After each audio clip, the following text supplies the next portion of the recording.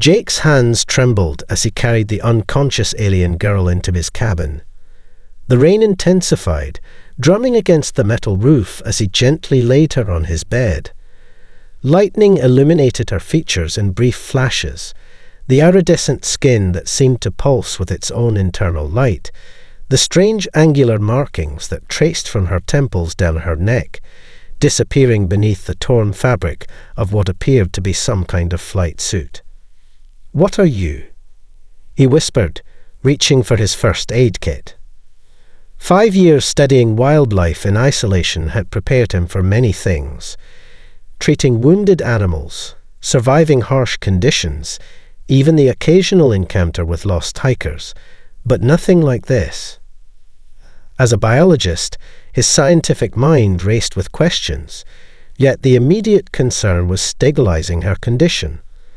The silver blood continued to seep from a laceration across her shoulder, and her breathing came in shallow, irregular gasps.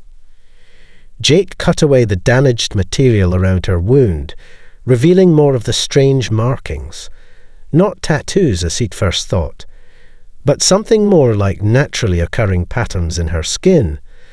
The injury itself looked like a precise cut rather than something sustained in a crash. When he applied antiseptic, the alien's body jerked, and a soft harmonic sound escaped her lips. "I'm sorry," he said instinctively, though he had no idea if she could hear or understand him. "I'm trying to help." He worked methodically, cleaning and bandaging the visible wounds. Her physiology seemed surprisingly human in many respects, yet undeniably foreign in others. No visible ears, but fine sensory filaments where they should be. 5 fingers on each hand, but with double-jointed knuckles. And her temperature, concerningly low by human standards, yet her skin didn't feel cold to the touch. As the storm raged outside, Jake documented everything with scientific precision in his research journal. If this truly was first contact, someone should record it properly. With each observation, his initial fear gave way to wonder and a growing sense of responsibility. When he checked her pulse at what seemed to be an arterial point on her wrist, his fingers brushed against the metallic bracelet he'd noticed earlier. The device responded to his touch with a soft glow, projecting incomprehensible symbols into the air for a brief moment before fading. Jake moved to his communication equipment, an old ham radio and a satellite phone he kept for emergencies. His finger hovered over the power switch. Protocol said he should report this immediately. Any unknown object falling from the sky should be disclosed to authorities, and an extraterrestrial life form. There were entire government agencies established for precisely this scenario. Yet something held him back. The news would bring soldiers, scientists, quarantines, and he couldn't shake the feeling that the girl was running from something. The precision of her wound suggested an attack rather than an accident. He switched off the light instead and settled into his worn leather chair across the room, a hunting rifle propped against the wall within reach. Not that he imagined it would do much good against whatever technology had brought her to Earth. As exhaustion finally overcame his racing mind, Jake made a decision that would alter the course of human history. He would wait. Wait for her to wake up. Wait to hear her story before deciding what to do next. Outside, unnoticed in the storm, the faint impressions of his footprints leading from the crash site began to fill with water and dissolve into the forest floor, erasing the trail to his cabin just as the first searching lights appeared on the distant ridge. The alien girl's eyes snapped open on the third day, instantly alert despite her injuries. Jake had been replacing her bandages when her hand shot up, gripping his wrist with surprising strength. Her eyes narrowed, irises rotating like miniature solar systems adjusting focus. "I mean no harm," Jake said softly, remaining perfectly still. "Your ship crashed. I brought you here to help." The metallic bracelet on her wrist come to life, scanning his words. After a pause that seemed eternal, she released him and struggled to sit up, eyes never leaving his face. "The beacon," she said, her voice carrying an undercurrent of harmonics that made the cabin's windows vibrate slightly. "Did you activate my beacon?" Jake shook his head. "I haven't touched anything except to treat your wounds. What's your name?" She hesitated, clearly calculating the risks of revealing even that much. "Ilara," she finally offered. "You are. Not what I expected from the reports." "Reports?" Jake raised an eyebrow. "There are reports about humans." Ilara's expression shifted, realizing her mistake. Instead of answering, she examined the bandages on her shoulder with apparent fascination. "These plant extracts, what are they?" Jake recognized the deflection but decided not to press. "Yarrow for the bleeding, comfrey to speed healing, and a bit of willow bark infusion for pain. Standard wilderness medicine where I come from." "And where's that exactly?" Her voice remained neutral, but her eyes betrayed intense interest. "About 30 miles from the nearest town, in the Cascade Mountains of the Pacific Northwest." He gestured toward the window. "North America. Earth. Though I'm guessing you already knew the planet part." A ghost of a smile crossed her features. "Yes, the planet part I knew." She attempted to stand but faltered, her silver blood seeping through the bandage. Jake steadied her, noticing how her skin temperature had risen since yesterday. "You should rest. Whatever's chasing you isn't here yet." Her eyes widened. "What makes you think something is chasing me?" "That cut on your shoulder wasn't from the crash. It's too clean. Weapon injury, if I had to guess." Jake moved to his small kitchen, pouring water into a cup. "Plus, people or beings don't typically flee without reason." He offered the water, which she examined cautiously before drinking. "These plants," she said after a moment, changing the subject again. "They shouldn't work on my physiology, and yet—" She touched the healing wound with evident surprise. "There's something unique about Earth's biosphere. Something we lost long ago." The scientific curiosity in her voice reminded Jake of his colleagues at the university before he'd retreated to the wilderness. Without thinking, he retrieved his collection of dried herbs and botanical samples, spreading them across the table. "Tell me which ones resonate with you," he suggested. For the next hour, they conducted an impromptu scientific exchange. Ilara identified plants with properties unknown to human science, while Jake described their traditional uses. The tension between them gradually eased as they found common ground in scientific inquiry. "You're not going to report me, are you?" she asked suddenly, interrupting their discussion of mycorrhizal fungi networks. Jake considered the question carefully. "That depends on whether you're a threat to my world." Ilara's expression darkened. "Not me. But what follows me?" She abruptly clutched her side, wincing in pain. "What is it?" Jake moved to help. "They're closer than I thought," she whispered. "The trackers in my blood, they're starting to activate." She grabbed his arm, eyes intense. "I didn't choose to land here, but now your entire planet is in danger because of me." Jake lowered his binoculars, his hands unsteady. What he had just witnessed turned his stomach. The Vrakan interrogator had placed some kind of neural device against the young hiker's temple, causing the man to convulse before collapsing into a vacant-eyed stupor. The other hikers were treated differently, small iridescent patches attached to their necks before they were released, walking with mechanical precision back toward the main trail. "Walking transmitters," Ilara whispered beside him, her face ashen. "They'll broadcast everything they see and hear without knowing it."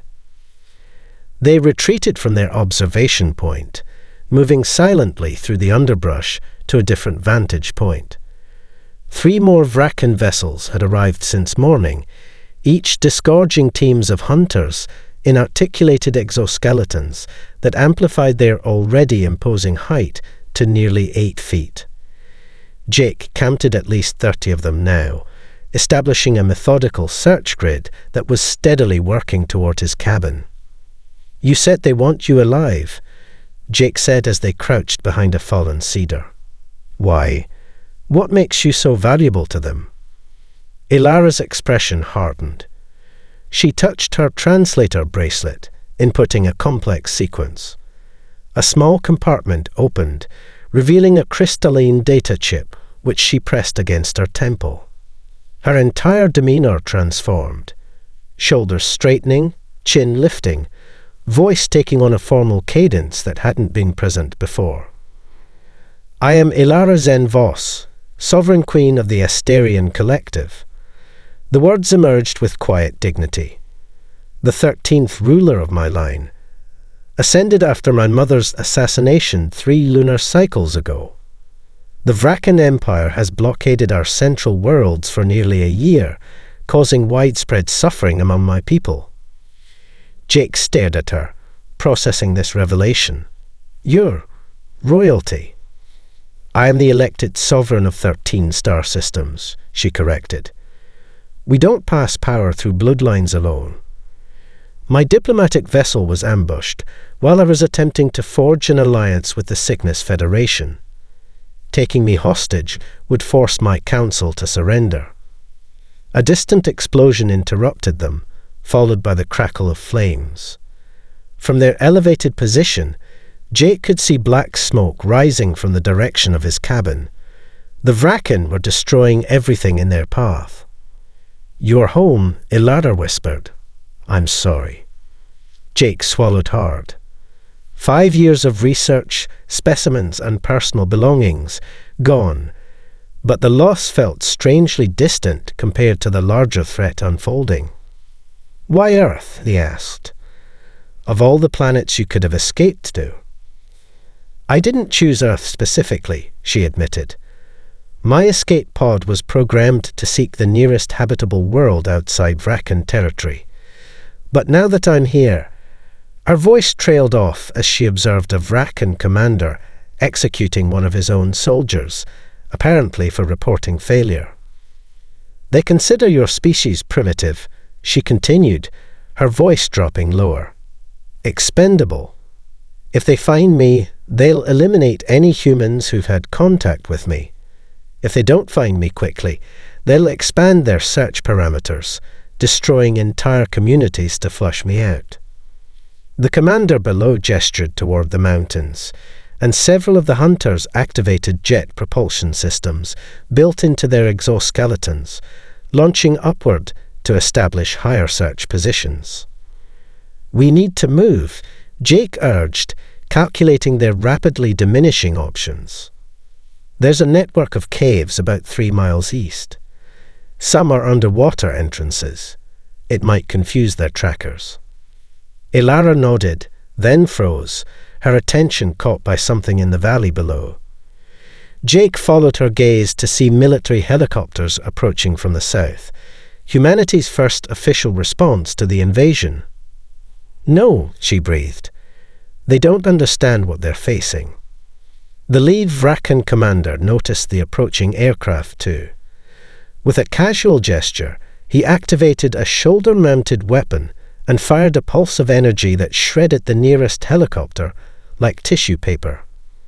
The burning wreckage spiraled down into the forest as the other helicopters scattered. "This is my fault," Ilara whispered, tears forming in her alien eyes. "It's beginning." Jake navigated through the dense underbrush with practiced silence, signaling Ilara to follow his exact footsteps. The forest canopy thickened overhead, creating a natural shield against the Vrakan's aerial surveillance. Behind them, the mechanical whir of biodrones grew steadily louder, consuming everything organic in their path. "They're recalibrating to your heat signature," Ilara whispered, checking a small display on her wrist device. The forest is confusing their sensors, but they're adapting. Jake nodded, dropping to his knees beside a seemingly ordinary rock formation. He pressed his palm against a specific stone, revealing a narrow opening beneath a cascade of moss and ferns. Under here, it connects to a lava tube system from an ancient volcanic network. Ilara hesitated, glancing back at the approaching threat. "Trust me," Jake urged. "The iron content in these rocks disrupts electromagnetic scanning. It's how I've tracked wildlife undetected for years." Something in his confident tone convinced her. She slipped into the narrow opening, Jake following close behind. The passage descended steeply before opening into a larger cavern where a small underground stream carved its path through the mountain. "We need to wade through the water," Jake explained, already stepping into the frigid current. "It'll mask our scent and thermal trail." Ilara followed, wincing as the cold water aggravated her healing wounds. "Your knowledge of this terrain is remarkable. Most species rely on technology for such adaptations." Jake offered a grim smile. "Humans had to survive on this planet long before we had technology. Some of us remember how." They continued in silence for nearly an hour, the sounds of pursuit gradually fading behind them. The tunnel system became increasingly complex, with Jake making decisions at each junction with unwavering confidence. "How do you navigate without instruments?" Ilara finally asked, genuine curiosity in her voice. "Feel the air currents," Jake demonstrated, holding his hand up at a fork in the tunnel. "Fresh air means a potential exit. Listen to the water flow. It reveals the path of least resistance. And notice the bioluminescent fungi. They grow more densely near surface openings where insects can reach them." Ilara's eyes widened as she processed his observations. "You're reading the ecosystem itself as a map." A distant explosion shook dust from the cavern ceiling before Jake could respond. They pressed on, eventually reaching a chamber where the cave wall had partially collapsed, revealing tree roots dangling from above like organic curtains. "We're directly beneath one of the oldest trees in the forest," Jake explained. "A giant sequoia, nearly 2,000 years old. Its root system creates a natural bunker." He reached up, gently parting the roots to reveal a small living space he had clearly prepared long ago. Emergency supplies, water filtration equipment, and a basic medical kit were organized neatly in recessed stone shelves. "You anticipated needing to hide," Ilara observed, "even before I arrived." Jake shrugged, checking his supplies.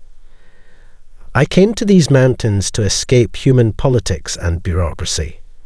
I learned to prepare for worst-case scenarios." Through a narrow fissure in the rock, they could observe one of the Vrakan patrols moving through the forest above. The aliens' frustration was evident as their equipment continued to malfunction in the mineral-rich environment. "The commander will punish their failure," Ilara whispered, watching a Vrakan warrior remove his helmet in apparent exasperation. Without its protective casing, Jake could see the being's true appearance: predatory features with multiple visual organs and gill-like structures pulsing along its neck. "They evolved in high-radiation environments," Ilara explained. "Their biological systems are designed for efficiency, not adaptability. Earth's atmosphere is relatively radiation-poor, and the biodiversity overwhelms their sensory apparatus." The Vrakan suddenly stiffened, head turning toward their hidden observation point. For a heart-stopping moment, Jake thought they'd been discovered. Instead, the alien recoiled as a common forest bee landed on its exposed skin, causing an immediate welt to form. "They're allergic to earth insects," Jake whispered incredulously. Ilara's expression transformed from worry to something approaching hope. "Not allergic, unprepared. Their immune systems have no reference for Earth's microfauna. She turned to Jake, eyes alight with realization. Your planet is fighting back in ways they never anticipated. And so are you. The mental connection faded gradually, leaving Jake disoriented as his consciousness fully returned to the root chamber. Images from Ilara's memories still flickered behind his eyes. Crystalline cities that seemed to grow organically from mountainsides, beings of light and substance communicating through thought patterns rather than speech, and star charts that somehow felt hauntingly familiar. "I apologize for the intrusion," Ilara said softly, her hands slowly withdrawing from his temples. It was necessary to share information quickly. Jake took a deep breath, steadying himself against the cavern wall. "Those cities, they're your home. One of them, the primary ancestral settlement on Meridian, our capital world." A shadow crossed her face, or what remains of it after the Vrakan bombardment began. Outside their hiding place, heavy footsteps crunched through the underbrush. Both froze as a Vrakan patrol passed directly overhead, close enough that dirt sifted down between the roots. When the danger passed, Jake whispered, "You said Earth was your people's home before the Pleiades. What happened?" Ilara's expression grew distant. "Approximately 12,000 of your Earth years ago, my ancestors faced a catastrophic choice. A stellar anomaly threatened this solar system, what your scientists might classify as a near-miss gamma-ray burst. They possessed the technology to shield themselves, but not the entire planet. So they left," Jake concluded. "Not entirely by choice," she corrected. "There was conflict among our leadership. Some argued for staying, believing they could develop solutions to protect all life here. Others insisted on relocation to the Pleiades system, where our outpost colonies were already established." Jake pieced together the implications. "The ancient structures my colleagues have discovered, Göbekli Tepe, the original Sphinx, the underwater formations near Japan, they are remnants of your civilization." Ilara nodded. "Monitoring stations mostly. The ancestors who departed promised to return once the danger passed, but by then, internal conflicts have fragmented our society. Earth became a disputed historical footnote rather than a priority." She reached into a concealed pocket in her flight suit, retrieving a small crystalline device that projected a three-dimensional genetic strand in the air between them. "This is human DNA," she explained, manipulating the projection to highlight specific sequences. "And this," another strand appeared alongside it, "is Asterian. The similarities are not coincidental. My people didn't just live alongside early humans, we influenced your development. Some might say we are distant cousins." Jake studied the matching genetic markers with growing amazement. "That's why Earth's plants affect your biology, why you can breathe our atmosphere." "Yes, and it's why I came to Earth, specifically when my ship was damaged." Her eyes met his directly. "The data core in my vessel contains irrefutable evidence of this shared heritage, proof that would legally establish Earth as a protectorate world under Asterian sovereignty, safe from Vrakan expansion." "You're saying your people would defend Earth?" Jake asked, hope mingling with skepticism. "If I can deliver this evidence, the collective council would be bound by our oldest laws to extend protection." Her voice lowered. "But the Vrakan commander knows this too. It's why he's willing to commit so many resources to hunting one escaped queen."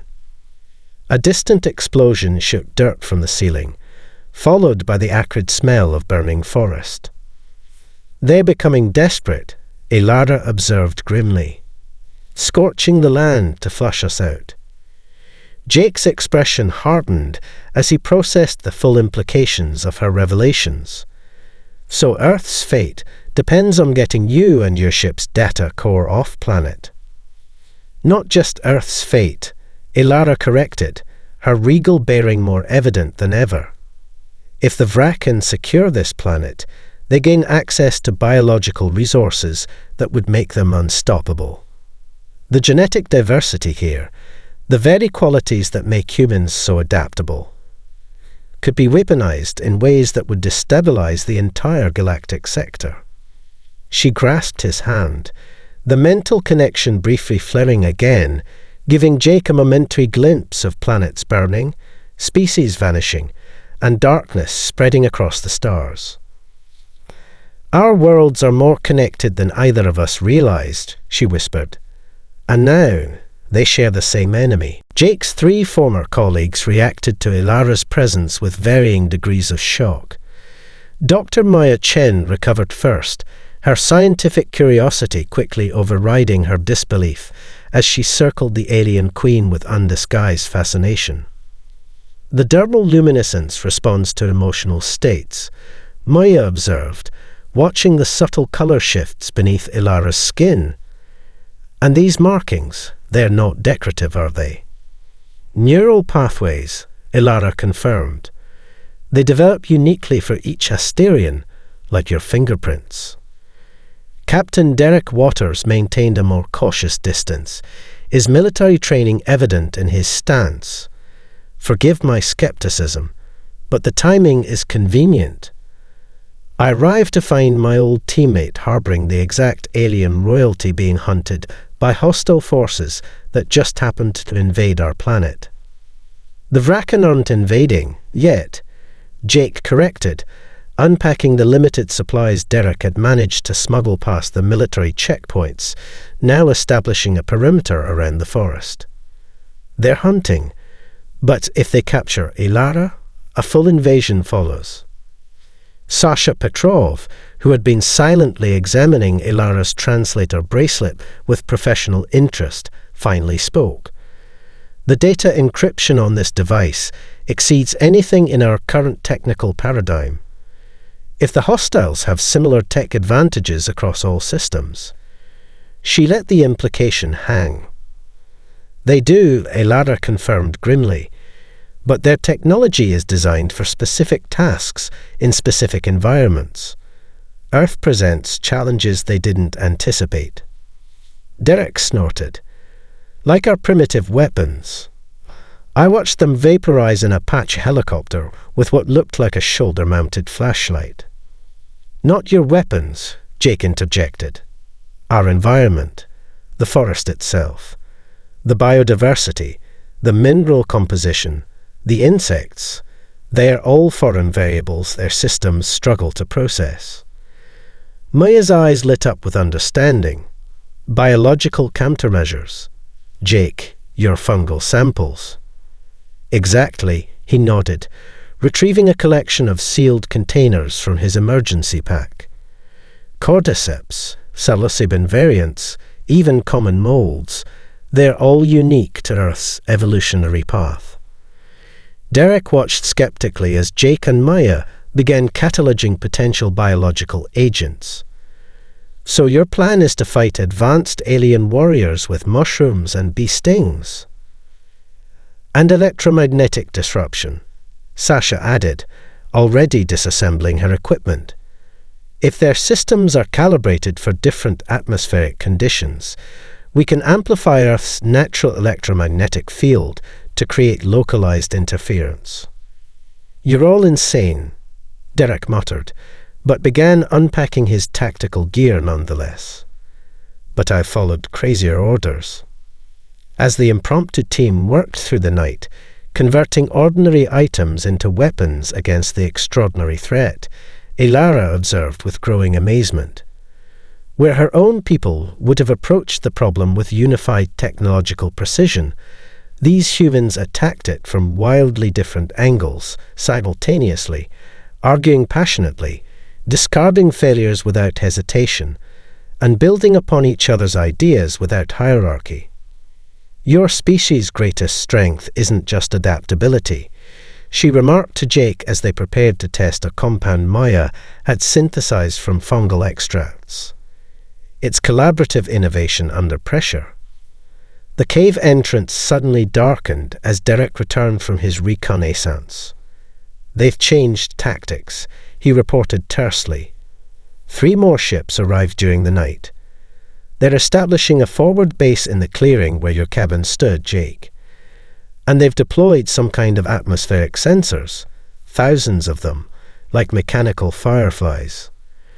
Nanoprobes," Ilara translated, our expression grave. "They'll blanket the entire region within hours, building a 3-dimensional map of every tunnel, cavity, and life form." "How long do we have?"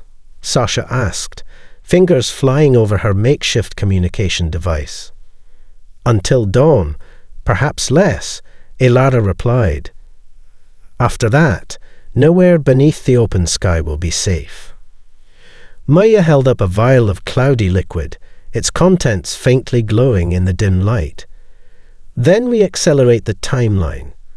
This compound should theoretically disrupt their exoskeleton interfaces, if we can deliver it."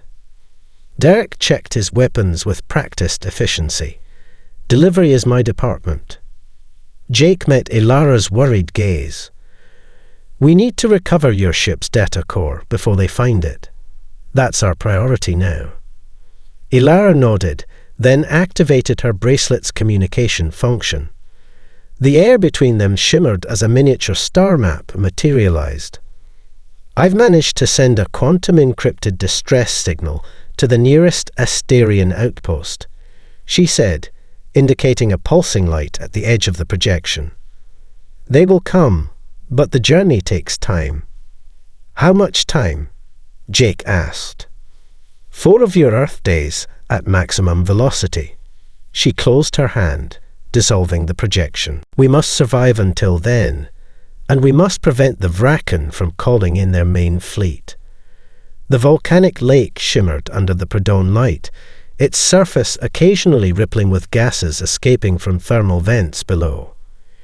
Jake led the way through the sulphurous mist, each step carefully placed on the narrow rock path that circumnavigated the steaming body of water.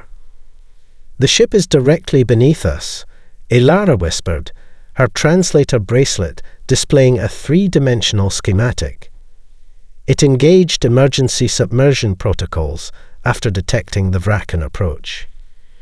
Derek scanned the surrounding forest edge with military precision. "We've got maybe 20 minutes before those patrols circle back. Maya's distraction at the decoy site won't hold them long."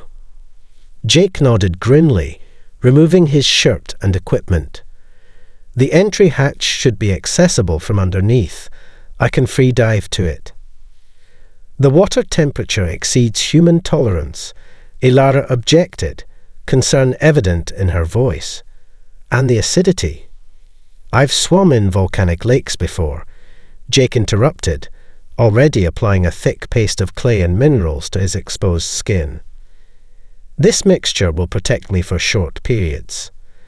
The indigenous people of this region used it for centuries to harvest minerals from thermal waters." Sasha handed him a modified breathing apparatus she had constructed from scavenged equipment. "This will filter the sulfur dioxide, but you've got 15 minutes of air at most. After that, the condensation will corrode the valves." Jake took a deep breath, calibrating his mental focus as he'd learned from years of wilderness survival. "That's all I need. Keep watch for Vraken sensors. If I'm not back in 20 minutes... "We'll be right behind you," Derek finished, checking his makeshift weapons. "Now go."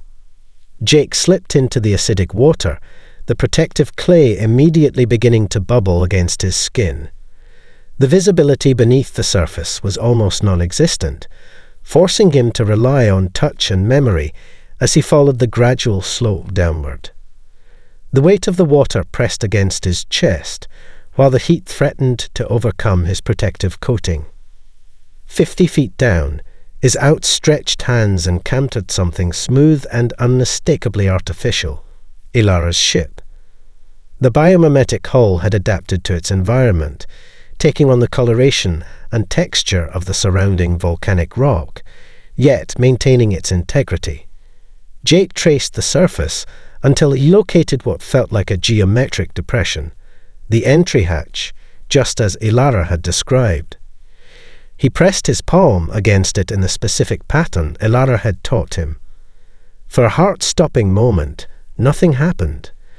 Then the depression glowed faintly blue, scanning his hand before the hatch rised open, creating a perfect seal around his arm and pulling him inside.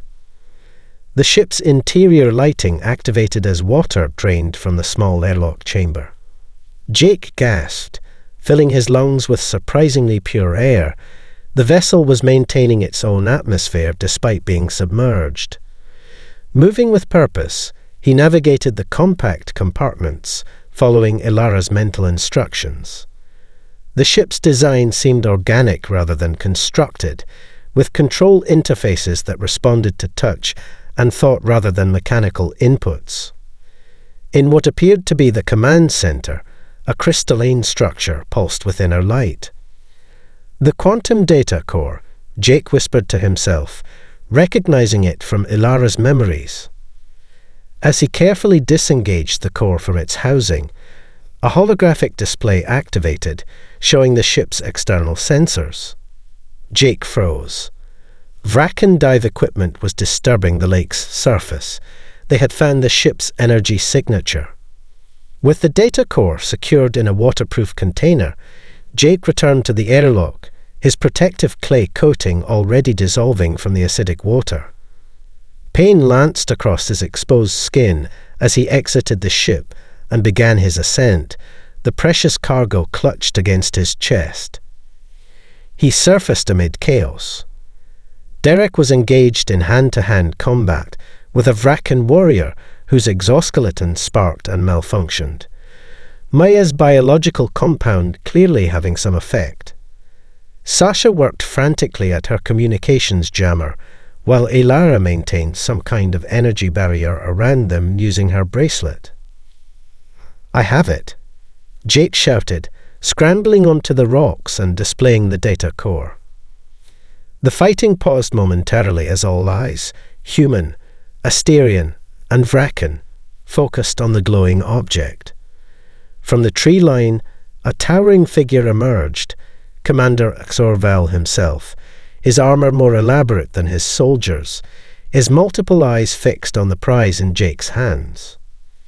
"Surrender the core, primitive," the commander's voice boomed through a translator, "and your species may yet survive as subjects rather than specimens." The Earth's night sky blazed with unprecedented celestial warfare. Millions stood transfixed as Asterian vessels, elegant crystalline structures that seemed to bend light around them, engaged the angular Vrakan warships. The battle transformed darkness into day, casting strange shadows across the upturned faces of humanity witnessing first contact through conflict. Aboard the Asterian command ship, Jake stood beside Ilara in the central observatory dome. Her transformation was complete. Gone was the injured girl from the forest, replaced by a sovereign resplendent in ceremonial armor that amplified her natural bioluminescence. The quantum data core they had recovered pulsed rhythmically in a specialized containment field, its information already integrated into the Asterian defense network. "The Vrakan flagship is hailing us," announced an Asterian officer, her translucent fingers dancing across control surfaces that responded to touch and thought simultaneously. Ilara nodded, her regal bearing unwavering. "Open the channel." Full projection. The air before them shimmered, resolving into the imposing figure of Supreme Commander Xorval. Even in holographic form, his presence dominated the chamber. "Your intervention violates established territories, Queen Ilara," he snarled, multiple eyes blinking in sequence. "This system falls outside Asterian protection claims." "That assessment is outdated, Commander," Ilara replied, her voice carrying the harmonic resonance of formal Asterian diplomacy. With a gesture, she activated the data core's primary function. The space between them filled with intricate genetic sequences, human DNA intertwined with Asterian markers, ancient star charts showing migration patterns, archaeological evidence from Earth sites that matched Asterian architectural signatures. The evidence is irrefutable, Ilara continued. Earth is the ancestral homeworld of the Asterian people. Under Article 7 of the Galactic Concord, which even the Vracan Empire has ratified, ancestral worlds receive automatic protectorate status. Xor-Val's expression remained unreadable to human eyes, but Jake could sense his calculation of options. More significantly, Ilara added, Earth's biosphere contains the solution to the genetic degradation affecting spacefaring species, including yours, Commander. This revelation visibly startled the Vracan leader. Impossible. Jake stepped forward. Your warriors' allergic reactions to Earth organisms weren't signs of weakness. They were signs of recognition. Your immune systems were responding to genetic material your species once possessed, but lost through generations of engineered evolution. Maya joined them, displaying her research findings. We've isolated the regenerative properties in Earth's biodiversity that could reverse the cellular breakdown affecting your people. The same properties that helped heal Queen Ilara's injuries. Silence stretched between the two ships as the Vracan commander processed this information. Outside, the battle had reached a stalemate, with casualties mounting on both sides. I offer you a choice, Commander, Ilara said finally. Continue this war, which historical evidence suggests you cannot ultimately win, or join the collective as equals, with guaranteed access to Earth's genetic repository under shared scientific protocols. The commander's multiple eyes blinked in their complex pattern. And the humans? What role do these cousins play in your proposal? Earth remains sovereign, Jake interjected before Ilara could respond. We make our own decisions about our planet and resources, but we're willing to establish a scientific exchange beneficial to all species. The Xor-Val studied Jake with unsettling intensity. You speak for your world, human. I speak for this moment, Jake answered. What happens next will determine whether we become partners or adversaries in the cosmos. The tension in the command chamber was palpable as they awaited the Vracan response. Finally, Xor-Val made a gesture that caused his weapons systems to power down. The Vracan Empire acknowledges the ancestral claim, he stated formally. We accept provisional terms for a scientific exchange, pending full diplomatic negotiations. As the transmission ended, cheers erupted among the Asterian crew. Ilara turned to Jake, her formal demeanour softening. In 12,000 years of separation, we never found another species that retained what humans possess, she said quietly. The capacity to stand before beings with superior technology and offer cooperation rather than submission. Through the observatory dome, they watched Earth rotating serenely below, unaware that its long isolation in the cosmos had officially ended. What happens now? Jake asked, overwhelmed by the implications for humanity's future. Ilara took his hand, the neural connection briefly flaring between them, sharing not memories but possibilities. Images of human Asterian cooperation, technological advancement, healing of environmental damage, and expansion to the stars. Renaissance, she answered simply, for both our worlds.